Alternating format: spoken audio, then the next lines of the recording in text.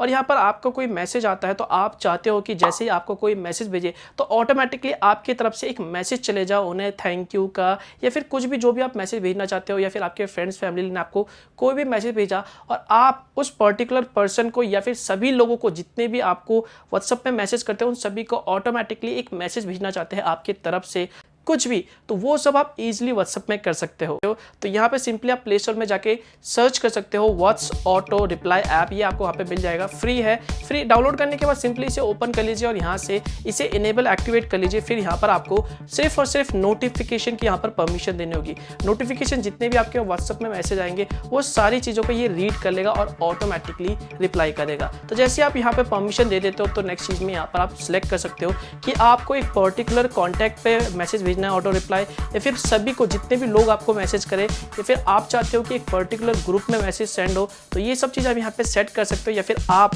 अपने हिसाब से कोई कस्टमाइज मैसेज सेंड करना चाहते हो थैंक यू का या फिर कुछ भी, तो वो आप सिंपली यहाँ पे सर्च कर यहाँ पे एडिट कर सकते हो। एडिट करने के बाद सिंपली से एक्टिवेट कर सकते हो। तो जैसे दोस्तों कोई भी आपको ये चीज़ करने के बाद आपको मैसेज करेगा तो ऑटोमेटिकली उस पर्टिकुलर बंदे पे या फिर कह लो उस सारे नंबर पे अगर आपने सेट कर रखा है तो जितने लोग भी आपको मैसेज करेंगे तो आपके नंबर से ऑटोमेटिकली उनको एक मैसेज चला जाएगा।